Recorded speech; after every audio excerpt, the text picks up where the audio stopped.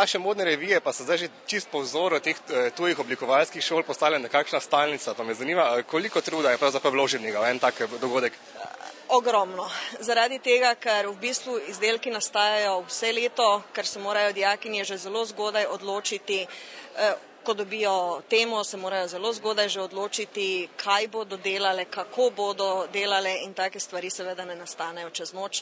Tudi sam izdelek potem, če bi malo bližje pogledali, bi videli, da so zadeve zelo kvalitetno zašite, torej ne more zadeva kar čez noč nastati.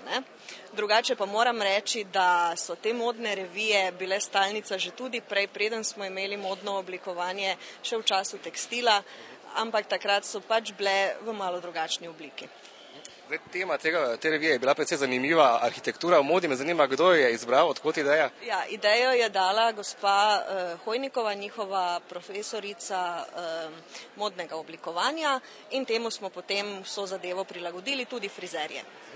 Glede na to, da smo v Sloveniji oziroma v Mariboru, pot oblikovalcem oziroma vsem, ki se ukvarjajo kakorkoli s tekstilno industrijo, najbrž ni ravno rožnata, temveč bolj trnata, ali pač?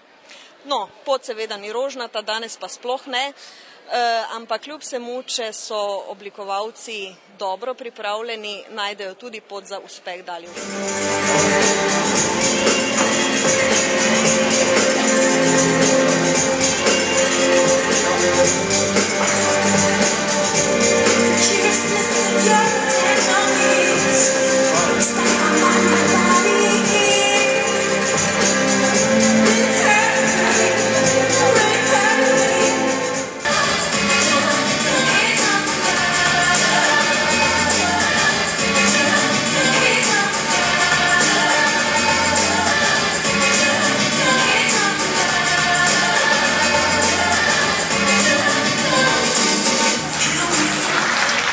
Torej ena izmed teh nadobudnih oblikovalk. Me zanima, odkot si črpala ti inspiracijo za svoje današnje izdelke, kreacije? Ja, v bistvu smo tako vse, pač smo imeli davno temo, to je bila pač moderna arhitektura in smo vse pa iz arhitekture črpali idejo. Mislim, da se je tudi videlo, ker da smo, kaj je bila inspiracija. Katera stavba je bila tebi za navdih? Art Bellevue muzeum v Washingtonu. To je oblikovanje, najbolj veseli in se želiš z njim še ukvarjati še naprej v prihodnje? Ja, ampak sem osredotočila bolj na grafično oblikovanje. Mi je pa sicer zelo všeč bila ta modna revija, ampak mislim, da je zadnja v mojem življenju. Ja, ker je pa toliko truda v tem noter, ko ne vem, zanimiva je res, ampak je zelo, zelo velik dela. Misliš, da en oblikovalec v Sloveniji težko uspe? Ja, mislim, da ni tako lahko. Predvsem, ker smo majhna država in ne vem, se moramo še bolj promovirati v Evropi pa tako.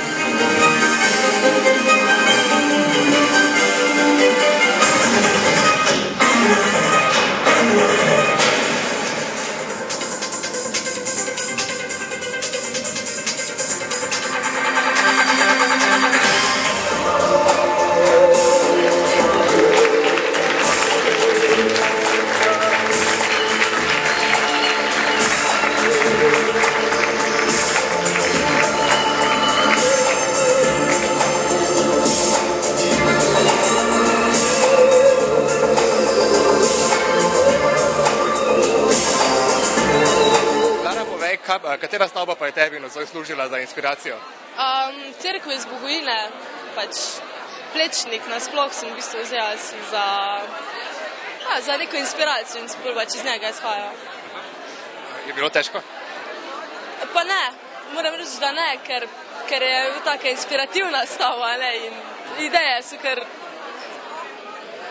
kapale. Zdaj, kot mlada oblikovalka imaš najbolj še ogromno enih ciljev pred seboj. Zanima, kaj je tvoj naslednji uspeh, kaj je tvoja največja želja v karieri? Pač moram povedati, da se ne bom več oblikovalka. Da bo to za mene to, zdaj grem pa naprej filozofijo. Mi bomo brez oblikovalcev ostali, ker vsi grejo nekam, ne? Ja, ni služb za oblikovalce, pri nam v Sloveniji še ni dovolj razširjen poklic. Denis, danes torej v vlogi manekena, videli smo te celo v krilu, ne? Pa me zanima, če bi ta trend lahko pri tebi postal celo stalnica. Ne, bojim se, da ne. Že sedaj me je bilo v bistvu z ene strani malce sram, oziroma karkoli. Bil je takšen neprijeten občutek, ampak menim, da kaj malo ne bom več imel krila na sebi, sploh pa se ne bi s krilom pojavil, ki je na ulici, recimo. Tak na modni reviji še, ampak kje zunaj pa ne. Torej ženskam ne rabimo zavidati tega prepiha med nogami? Vsekakor ne. Kakšno pa kaj tvoje mnenje nasploh o današnji reviji, kreacijah, mladih oblikovalcih?